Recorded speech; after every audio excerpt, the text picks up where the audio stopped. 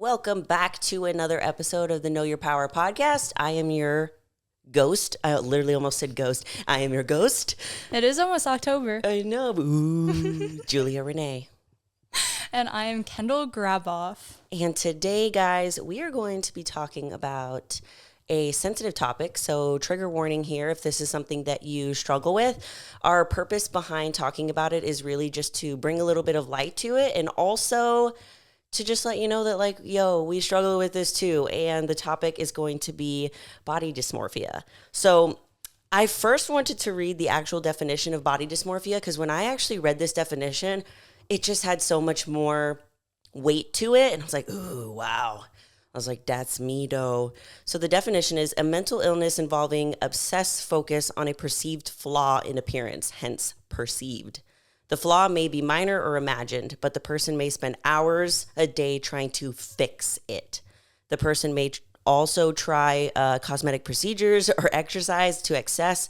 People with this disorder may frequently examine their appearances in the mirror, constantly compare their appearances with that of others, and avoid social situations or photos. So when I read that, I was like, damn. Yeah.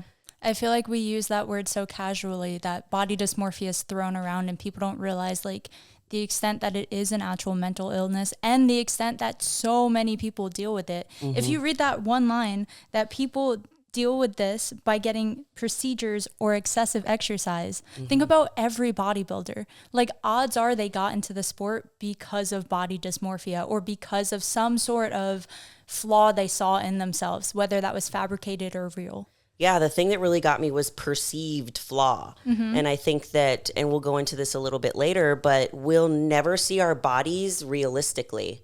And what we perceive it to look like, most people don't think it looks like that. Like we're just so terrible to how we speak to our bodies, and it's just wild. And, you know, I've been dealing with this a lot lately because I'm in my post-show era, and I always know like this is going to happen, blah, blah, blah, but it's definitely not as bad as it's been in the past. So I thought we would talk about it a little bit. Yeah. I feel like every time you go through like I guess it's considered like an episode, the way like a depressive episode would be to depression is the way maybe having bad body dysmorphia for a day or two is to having overall body dysmorphia. And I feel like every time you get it, you can handle it better as long as you're learning from the past. Exactly. I'm just curious, why do you think, or how do you think you're handling it better this year compared to say like a year or two ago? Is it just experience? I would say it's just experience. So I think the first time that, like, just to give you guys an idea, the first time that I ever competed, I went from 125 pounds to 170 pounds. So a lot of that had to do with stuff going on with COVID. My family was going through a lot during that time. And I feel like I took on a lot of the stress of the family. And when I have stress, it like triggers me to binge eat. So then I was binge eating out of control. I had just been 3 weeks out for a show and it got canceled. So I really didn't know how to get back to eating like a normal human. And then COVID hit and it was like gym got taken away. So it was just like a bunch of things at one time. No excuse, but I definitely used that time to learn. And then the next time I went from, how much did I weigh on stage? Dude, I can't even remember because I got boobs. So I obviously like weighed more when I was on stage and my body just looked different. I had more muscle, but I only went up to 160 pounds. And then this time my stage weight was like 137. And now I'm sitting at about like 145, 147-ish. So each time I've gotten progressively better. Yeah. And it's really just come down to each time I knew after that first time, I didn't know that body dysmorphia was something that was going to happen, but after just practice and learning like, oh, you know, this happens during this time, just like I just said, this happens, like I know, and it's kind of, it makes it a little bit easier when you're like, it's okay. You're not letting it affect your actual habits anymore. Like you just move past it. I think similar to me, my body dysmorphia always got the worst either right before a show or right after. I will say like right before, if you're in a cutting phase and you're losing weight, you get really excited at first. You're seeing all these changes and you're like, oh my gosh, look at this line here or that body fat percentage change or whatever it is. And it's very exciting and invigorating and motivating. And then sometimes that plateaus. For most people, that plateaus. And when it plateaus is when most people start to get body dysmorphia because they're like, in panic mode of like, am I still seeing progress? Am I still getting progress? Why am I staying the same? I'm still doing all the right things and exercising and eating right. Why do I look worse? And 99% of the time you don't look worse. It's all in your head. You're just not seeing as big of a change as you were in the beginning of your journey. So it's harder the more experienced you are, because our changes are so micro. Like, you're not going to see a giant weight loss thing happen over a week or overnight. And I feel like a lot of people get in their heads and then assume they're moving backwards when you're not. But then, similar to you, when you let those thoughts win, when you do think you're moving backwards, that comes that feeling of, well, I should just give up. And then people start to eat badly, and then they actually do start to gain weight. And it's like, that could have all been prevented if you just dealt with the body dysmorphia and moved through it and past it and got past that plateau. You would realize that it was all in your head. Yeah. And the thing that you said that really stuck out to me, and what I'm realizing has been such a huge factor in me healing, and each time I prep, getting better at dealing with binge eating and getting better at dealing with body dysmorphia, is that I completely lost my train of thought. You're okay. You said, what did you say? It was something along the lines of... I can restart. You said, what was it? It was so good. And I literally was talking about it in my support call this week. Dude. If it comes back to you, we'll hit literally it. No, was you're like... good.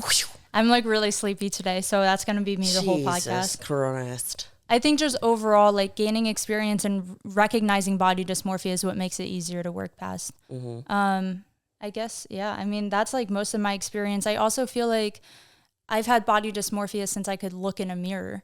I feel like it does not have to pertain to weight loss or body in general. Like, it could also be like how we see or how other people think of us is often how we perceive ourselves. So if someone's constantly telling you, or that word that's like so popular now, gaslighting, if someone's constantly like in your ear telling you need to lose weight, even if you may not, or even if you already love yourself, you start to get swayed by those opinions of other people. It's very true. I feel like a million things could trigger body dysmorphia. Yeah. And I think one thing that's kind of crazy to me is I never realized that I could be the most shredded that I've ever been in my life and still think that it's not enough. I know. And it's crazy, because I thought that, like, if I was just like at a healthy body fat, like right now I'm just at healthy body fat, I'm doing my thing, I'm feeling strong, I'm fueling myself. And I thought that only like right now, because I'm not like entirely shredded, I have muscles, but like I don't look show ready. I thought that only now I would have body dysmorphia, but there's been times when I've been prepping where I was just as low when I was shredded as when I am like right now. Like when I went up to 170 pounds, that's, there's nothing wrong with weighing that. But for me, I was 5'2", and walking started getting hard. And I was like, okay, this is really bad. Like, because it was too much weight for my frame to handle. And that was like a really big sign. I'm like, I'm an athlete and I can't walk. So realizing that I still felt weird towards my body, and I was perceiving it so differently at 170 pounds and the same as stage weight of 125, because you get to your show and you're just so used to seeing your body be lean that you don't even appreciate it anymore. And then you're like, I look terrible. Oh, you almost freak out more. Yeah. It's wild. I would say my body dysmorphia is usually worse while I'm in prep. Yeah. Until this year, and I weigh way more this year than I did every year leading up to this year, I've been like maintaining a heavier weight just because like I have more muscle on my frame, or body fat too. I have never worked out in just a sports bra in a gym because I'm too self-conscious to do it. And people will look at me and be like, you're literally like sub 10% body fat.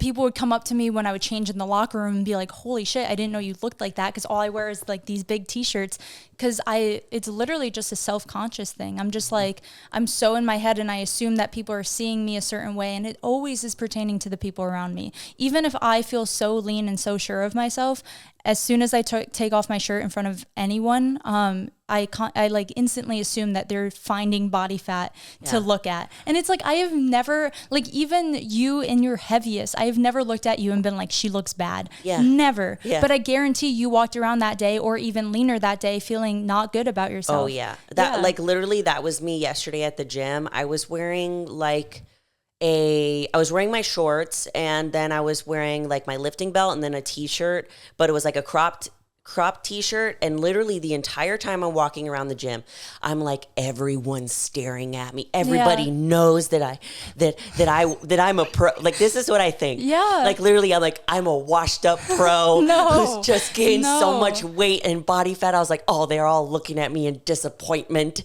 And it's literally like, no, girl, that's what you're thinking. It's like fully no in our one's head. thinking that. It's so wild.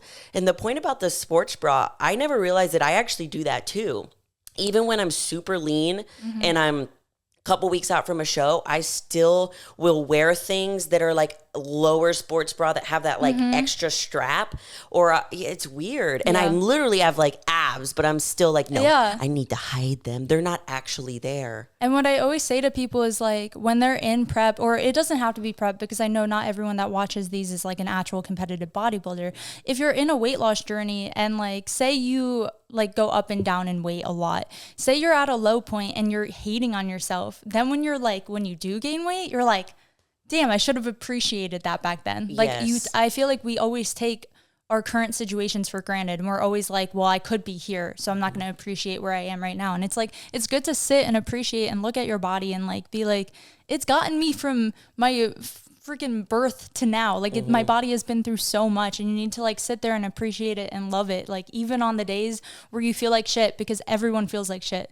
And I've had clients tell me like, oh, well, like assuming I wouldn't understand it, they'd be like, well, I'm like anxious to work out, or I get overwhelmed in the gym because I feel like people are looking at me. And I'm like, literally my best friend is a pro bodybuilder. She feels that way. I post myself on Instagram all freaking day. And if I'm walking past a piece of equipment in the gym, I'm overthinking it, and I'm assuming people are looking at me, and I go and hide in the locker room, even at the point we're at now. Like we've been doing this for years and we still feel that way.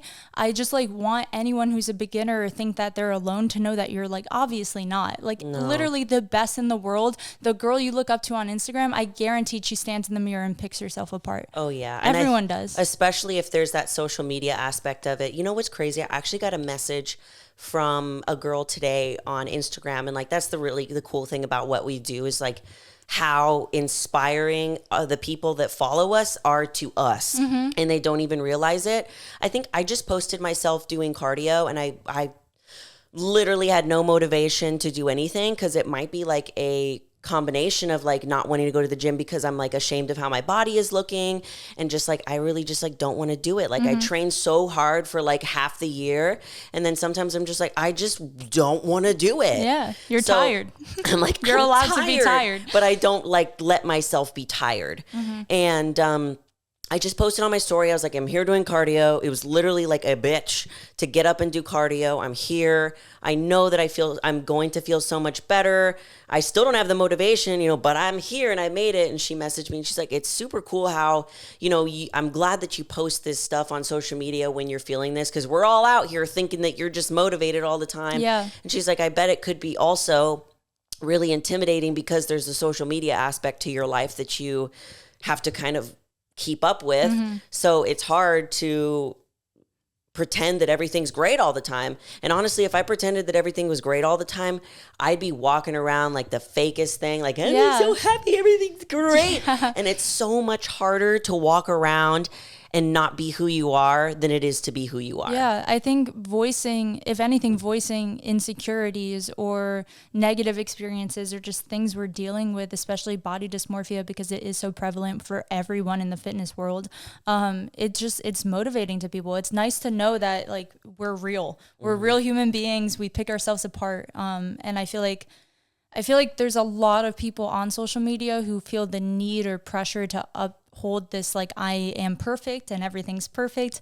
And I feel like that just creates like unrealistic expectations, not just for their followers, but on yourself. Because then imagine like having a bad day and you run into someone that follows you. Imagine having to act perfect. Like, I feel comfortable enough where if I meet someone that follows me and they're like, tell me whatever it is they tell me, letting them know like, hey, I feel like shit today. Like, I feel comfortable enough to say that to them. Like, I love that. We did the wellness workshop like 2 or 3 weeks ago now, and it was really hot in that gym, and I had like a zip up hoodie on. It was unzipped and I had a long sports bra on, but even then typically I would never take that off just because I'm not super happy with how my arms look right now. That's something I'm having body dysmorphia with.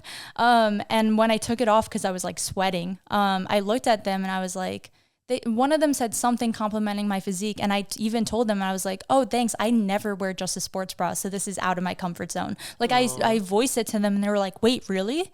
And I was like, yeah. And they were like, but you look so good. And I'm like, thank you very much. I was like, I was like, I just feel insecure about my arms. And they're like, but you worked so hard for your arms. And I was like, that's the problem. Yeah. You're like, if only I had your voice inside my head every day, that'd be great. Yeah. Like, just think about that. If you had like your friend's voice, like what your friends say about you, hopefully you have really good friends and not shitty friends. If your friends are talking shit, you need new friends. Yeah, you need some new friends. Sorry.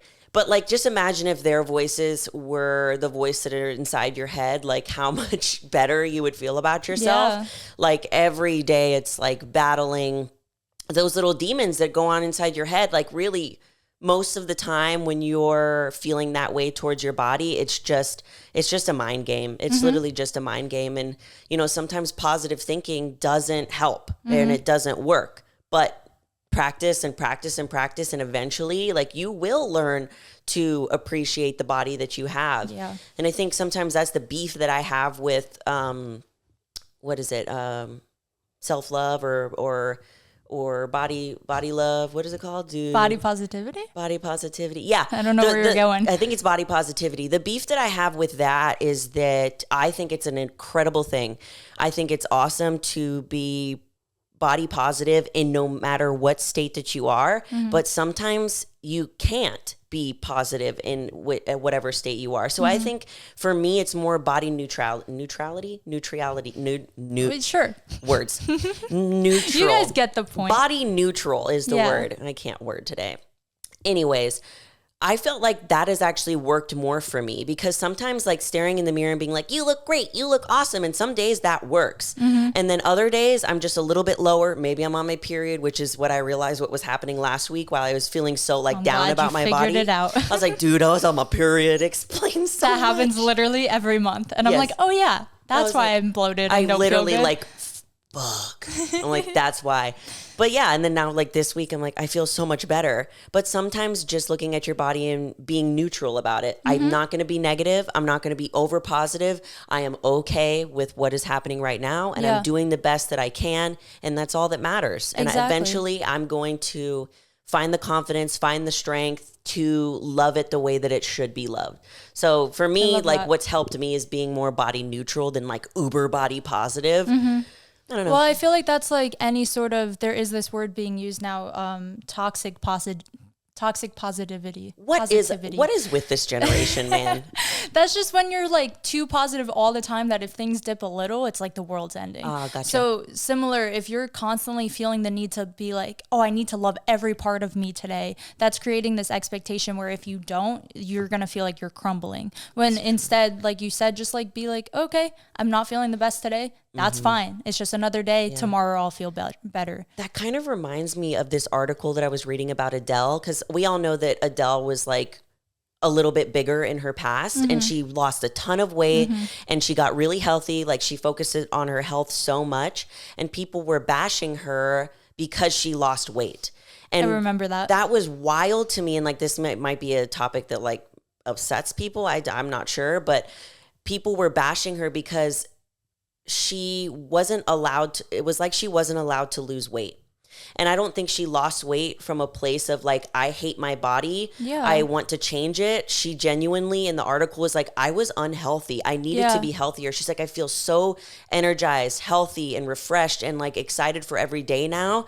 And it's like, people were expecting her to stay put to where she was and that she couldn't move from that weight range. And then once she moved, then that meant that she hated her body and didn't love her body anymore. I remember that. I feel like people saw it as like, oh, she's doing this because society is making her. And it's like, or she made the decision of like, hey, I have a child now and I want to be healthy for them. Yeah. Like, you don't know the reasoning people are doing anything that they're doing. It's in their own brain. It's and so maybe she had really bad body dysmorphia and she worked past that. And now she feels good about herself and now you're shitting on her for it. Yeah, like, it's wild. It's like you can't win. Like if if people say you're too skinny, then you're too skinny. Like if you're too curvy, you're too curvy. If you're too muscular, you're too muscular. And then if you're muscular and you lose muscle, then you're small. If you're, it's like, well, it's so, why is it gotta be so hard? I saw a quote the other day that was something along the lines of, people don't even like themselves, so why does it matter if they like you? And that's so true. It's like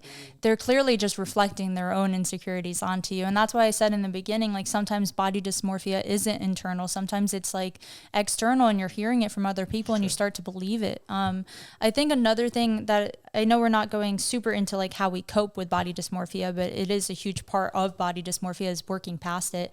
And a big one for me is just kind of fake it till you make it. That whole like looking at yourself in the mirror and being like, I feel good today. It doesn't have to be to that extent, but just being like, okay, this is going to pass. Just remind yourself it's normal. Remind yourself you're not alone. Everyone deals with it. Remind yourself that other people around you are also probably thinking the same thing about themselves. And that'll make you feel a little more comfortable, at least to get through today. Just like get through today.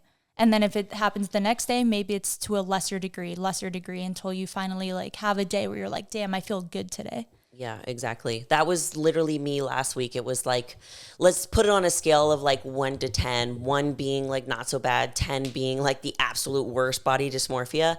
Say it was like Monday, it was like a 10, Tuesday, it's like a 9, and then it's 8. And like this week, I'm like, I'm fine. Like, it's not the end of the world. Like, I'm great. Yeah. And look, I'm not saying that I'm going to be great forever, but I am great in the now. And the now is the now. Yeah. Focus on.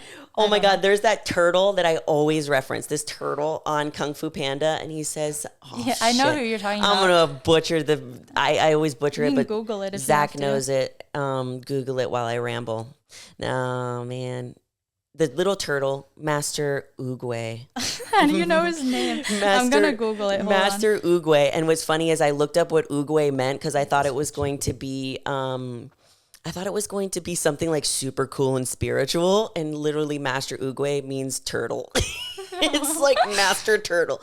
The quote that he says is about being in the present. Oh, I think I found it. Hold on. We're literally doing some research. Oh, well, no, that one's like the basic one. It's the like, yesterday was history, tomorrow is a mystery. That's what it was. Oh. No, wait, no, it wasn't. It was like something about, it was about the present. A present being a present. Well, yeah, no, that's that. He didn't come up with that quote. I know, but like a huge quote. Yeah, but that's your reference point. Yeah, that was my reference Yesterday's history, tomorrow is a mystery, but today's a gift. That's why it's called the present. Get it? I was told that in like kindergarten, Julia. I'm sorry, but when the turtle says it, I actually listen. So yeah. Oh my gosh. Master Oogway, Master Turtle. But yeah, like really, it's just like, how are you feeling right now in the present? Don't worry about yesterday. Don't worry about tomorrow. Just like be right here, right now with how you're feeling, because there was so many times like this past week where I was looking back on photos of how I looked when I was on stage. That never helps. And then I was like comparing and I was like, ooh, girl, this is a red flag. Like I knew while I was doing it, I'm like, yeah, I shouldn't be doing this. But the one thing that I actually did do that helped me is, instead of looking back on the photos when I was the most shredded, I looked back at where I was in my off season the past 2 years, and I've gotten so much better. Yeah. It is so crazy. I just remember this time last year, I was like, oh, okay. I was hella depressed, and I had just gotten my boobs done. I was like, wow. Yeah. I was like, you've come so far. I was like, wow, I've come so far. So thinking it in that way, I think it can be healthy if you're being realistic with what you're comparing it to and how far you've actually come. And that can really help. It's helped me with my body dysmorphia. It's like, oh, I've done so much better. And that's all that matters. That's good. Yeah, I feel like reflecting helps in like every scenario, but especially with body dysmorphia, because back to the definition, it's a perceived flaw. It does not mean that it's true. It's mostly made up in your head. And other people would never point it out unless you do. Like this isn't like my body, but still my body, I guess, is I have a deviated septum. I have a crooked nose, and everyone I say to, like, either that I want to get a nose job or that I have a deviated septum, they're like, wait, look at me. And even looking at me dead in the face will be like, I don't see it. Yeah. And I'm like, it's on my mind 24/7. Oh, me too. I am thinking about it 24/7 when it comes to what pictures I'm taking, because I'm on camera a lot. Or like even on this podcast, I chose to sit on this side for a reason. Like it is just something that is engraved in my brain, and I will think about it when I'm talking to anyone, even if it's you. Like I still care about your opinion enough where I'm like, I can't turn a certain way or smile a certain way because I know it makes my nose look more crooked. It's like, nuts. it's crazy. And those thoughts like consume our brains, and like other people don't even see it. Like I would have to literally like show you a magnifying glass on my nostrils to be like, do you see how it's a little crooked right there? Look how flawed I am. And that's how we feel about like on a day where you're like, oh, I feel, I mean, I say it and I hate the word fat, but like I'll have days where I'm like, I feel fat today.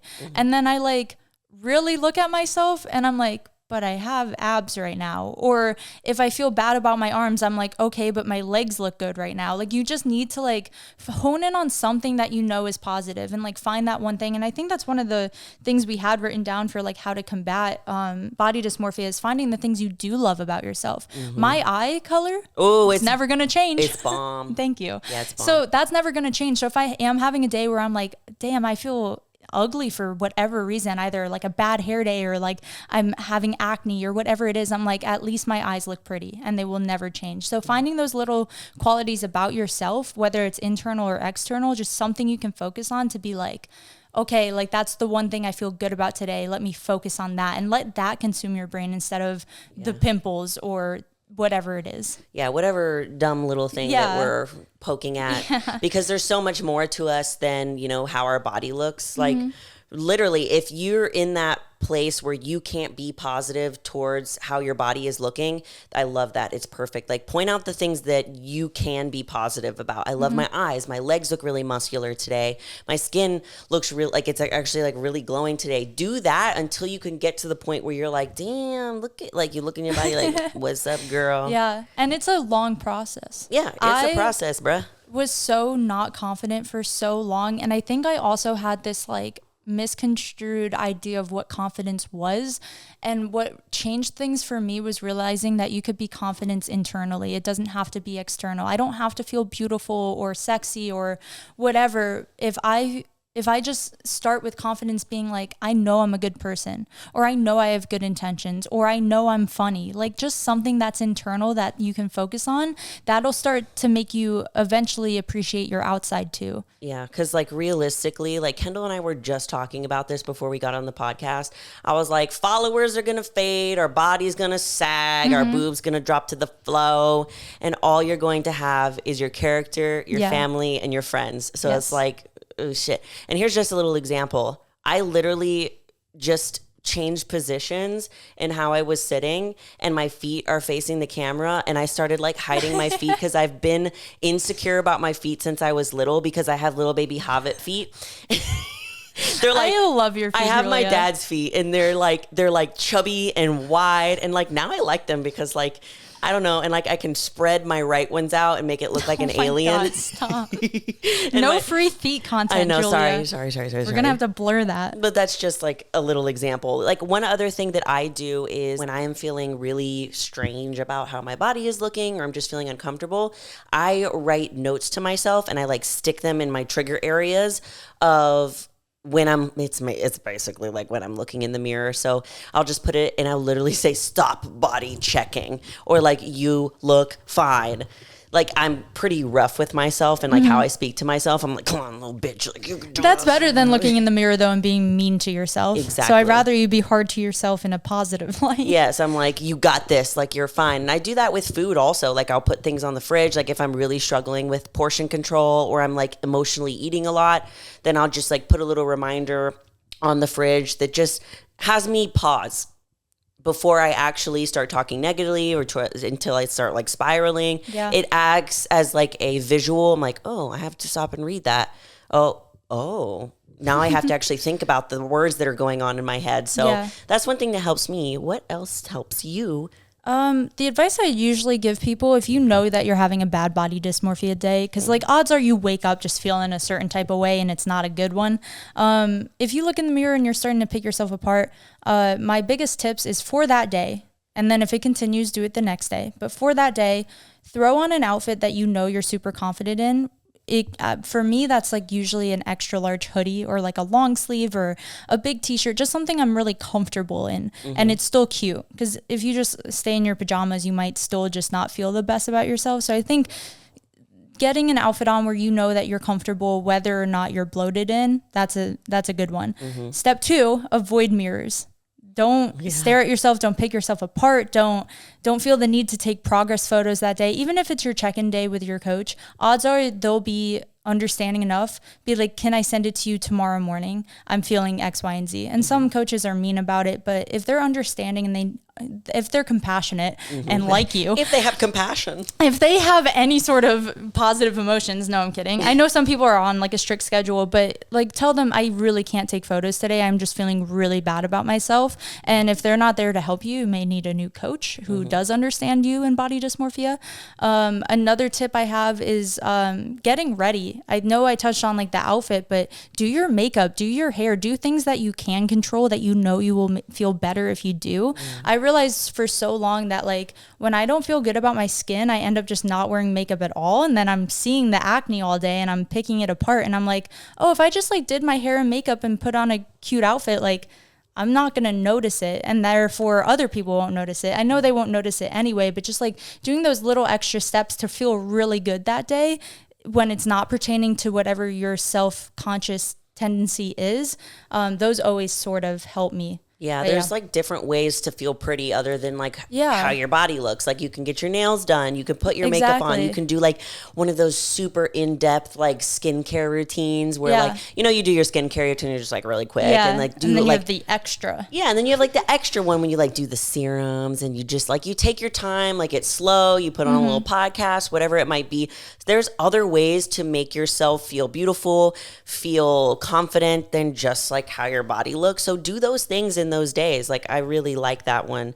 And then one thing that I just like want to say to kind of like bring everything to a close-ish is that like we will never truly see what our body looks like. We are always looking at photos of ourselves and we're always looking at ourselves in the mirror. Only our friends, our family will see what we really look like. And there's so many times where I'm struggling with body dysmorphia and I'm saying, I wish that I saw what this follower who came up to me at the gym saw. Yeah. I wish that I saw what my friends saw, what my parents saw. I wish that I could see that. So then maybe it would be like, duh. It would be so eye-opening to see ourselves from like a third point of view. Yeah. I feel like we don't, all the little flaws we pick at and the weird ways we stand in a mirror to like look bad. Like, I don't know. We just like fully see ourselves at our worst and we assume other people see that even when you are like made up or you are having a good day, it's always in the back of your head of like, what if they see that one thing I saw that one time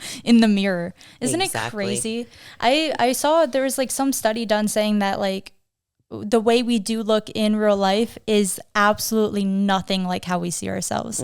It's so crazy. It's scary to me. Honestly, like, is there a way that we can see what we look like? Like, is there I almost wouldn't want to. I think that it would help. It probably would help. I really think that it would help, but I don't even know if we'd be able to appreciate it because we still know what we look like or what we think we look like. Yeah. I don't know. I wish there was a way to wipe my memory of what I looked like and just see me walking around as like a normal human that I don't know. Yeah. Be like, look at that chick. That's a badass chick. Well, that's you, Julia. And I'm like, yeah. That's what I was saying earlier is like, I would never look at you or literally any woman ever and be like, or male, I would never look at anyone and be like, oh, they're bloated today or, oh, this doesn't look good at them. Or like, I would never go up to someone and while they're talking to me, I'm looking at their eyes and their smile, not their acne, not their hair, not their arms. Like, I feel like we constantly think people are like examining us and they're really not, because if you really think about it, we don't do that to other people. And if you do, maybe assess some new things in your, in your mental state, because you really shouldn't. You should really try to find the good in yourself and in other people. It's so true. Yeah. It was funny because like the other day we were celebrating my sister-in-law's birthday, and my mom walked into the restaurant and I was standing there waiting at the hostess stand and she didn't know that it was me. She didn't recognize it. And then she kind of like walked past me. I was like, Mama. And she was like, oh my God. Your own mother. She goes, I didn't even know that was you. I was just thinking, look at that cute little girl in her party dress. And I was so like, cute. my mom didn't even recognize me, but like it made me realize like how she sees me versus how sometimes I see her. Yeah. It's the same thing. Like I see my mom and I'm like, I literally have the most beautiful mom in the entire world. Yeah. I was like, she's like fit, she's petite, like she's got the most beautiful like golden skin, and then vice versa, like the way that she sees herself is so differently. And I'm like, it's my life mission for me to have my mom realize how absolutely stunning she is at the age that she's at. Oh, It's so wild. And it's just I feel the same way about my mom. Yeah. And like we were talking about dermatology. My mom was just in town. She flew out yesterday. And she was talking about how she like had all these dark spots and that she got them removed. And she was like, can't you notice? Don't you remember all these dark spots being here? And I was like, no. I was like, I've never looked at your face and been like, oh, look at those dark spots. Like I always look at you and I think you're beautiful. And that's how other people see us. And I think it's a good reminder, like we don't usually pick other people apart. So why the heck are we doing it to ourselves? It's true. And there'll be moments too where I will be looking at my mom, and this happens to me too with like other people. Mom, I hope if you're listening to this, it's just to help other people out. And I just want you to realize how beautiful you are, and I love you. So I'll be looking at her, and what I'm thinking is, she's so beautiful. Look how cute she is. Like she was telling this little story and she was so excited about telling the story. And I was like, she's so adorable. And she goes, what are you looking at? She's like, is my lipstick messed up? Literally. And I was like, Ma, I said, your lipstick is perfect. My mom and my sister and I are like the type, like as soon as we're done eating, all of us bring out our compacts and we like fix I our love lipstick. you guys. This is just like how we are, because my mom's always been that way. Like being put together is like, it's an important thing to her for feeling confident. So I'm like, Ma, no. I was like, you're just adorable. I'm looking at you. You're telling your story. You're so cute. I was like, that's what I'm looking at. And I know that I do that too. I do that too. Like, I'm like, Kendall's looking at me too long. I was like, do I have a booger? I was like, does she see the pimple that's like under my neck? Oh my gosh. Does she see, we That's do that. Literally, yeah. Like I was seeing a guy for a while and he would just like look at me and I'd turn to him and be like, what? I've actually what do you want? I saw that happen. Yeah. She's like, what? What's wrong? And he's like, nothing, you're just beautiful. Or like, he'll be like, nothing, I'm just looking at you. And I'm like, he's realizing I'm ugly. He's going to leave me. Like, that's where my brain goes. I'm like, oh no, I have to suck in and turn. Like, why is he still staring at me? And it's like, it's because they're admiring you. Like, it doesn't, I feel like we're so used to like assuming things are the worst or like assuming things are the negative. And it's like, or they just like your presence and are looking at you. They like you. It's not that deep. Yeah, people kind of like you. Yeah. Whoever's listening to this, people like you. Yeah. People think that you're pretty. People think that your presence is needed and necessary and important. And like, I just want you to know that. Yes. Okay? So Amen. If you're out there, amen. If you're out there and you're listening to this and you're struggling right now with some level of body dysmorphia and you're just perceiving yourself in a way that's just not realistic, I hope that some of these things, really, this is just some personal experiences that we went through. To remind you that it's it's just a reminder. normal. Yeah, it's normal. There's nothing wrong with you.